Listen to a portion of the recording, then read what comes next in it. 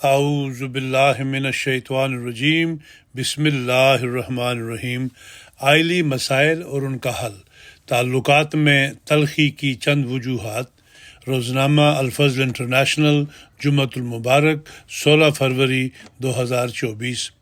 عموماً دیکھا گیا ہے کہ لوگ تو جھوٹ بول کر اپنے آپ کو بچاتے ہیں، لیکن اللہ تعالیٰ فرماتا ہے کہ تم اگر اپنے گھروں میں امن قائم کرنا چاہتی ہو یا اپنے معاشرے میں امن قائم کرنا چاہتی ہو تو کبھی جھوٹ کا سہارا نہ لو، یہاں تک کہ اپنے خلاف بھی گواہی دینی پڑے تو دو۔ اپنی غلطی کا اعتراف کرو، اپنے والدین کے خلاف گواہی دینی پڑے تو دو، اپنے قریبی دوستوں رشتہ داروں کے خلاف گواہی دینی پڑے تو دو۔ جھوٹ اور جھوٹی گواہی۔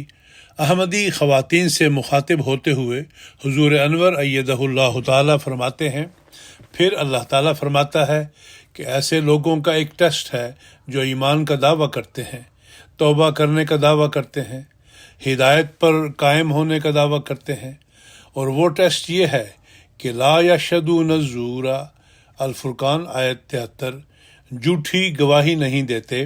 اللہ تعالیٰ ایک اور جگہ گواہی کے متعلق فرماتا ہے کہ یا ایھا الذین آمنوا کونوا قوامین بالقسط شہداء للہ ولو علی انفسکم او الوالدین والاقربین۔ سورہ نساء آیت 136۔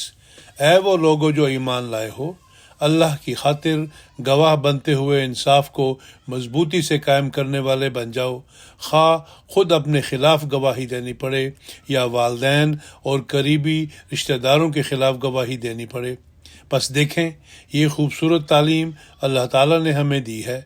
ہم دنیا کو بتانے کے لیے تو یہ دعوے کرتے رہتے ہیں کہ اسلام کی یہ خوبصورت تعلیم ہے اور اسلام کی وہ خوبصورت تعلیم ہے، اور جماعت احمدیہ دنیا میں انصاف اور محبت کا پرچار کرتی ہے، لیکن اگر ہمارے عمل ہمارے قول کے خلاف ہیں تو ہم اپنے نفس کو بھی دھوکہ دے رہے ہیں اور دنیا کو بھی دھوکہ دے رہے ہیں۔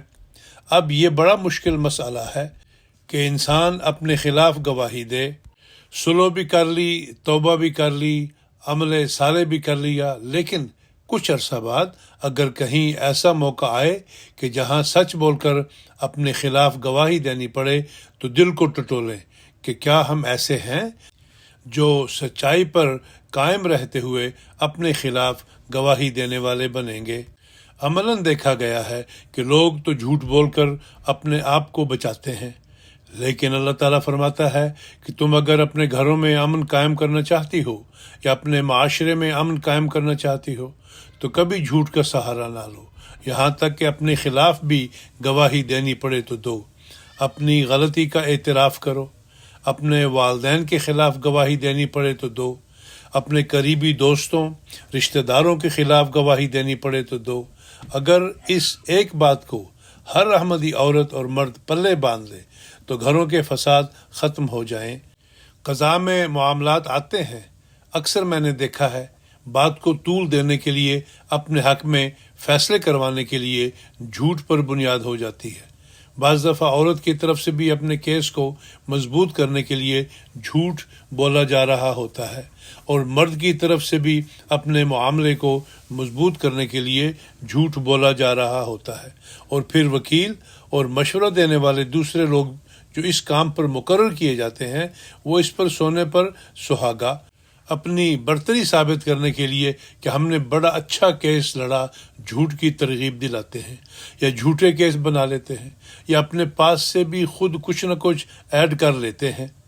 وکیل تو اپنی برتری اس لیے سمجھتے ہیں کہ اگر یہ کیس ہم جیت گئے تو ہماری بڑی واہ واہ ہو جائے گی اور ہمارا کام چمکے گا۔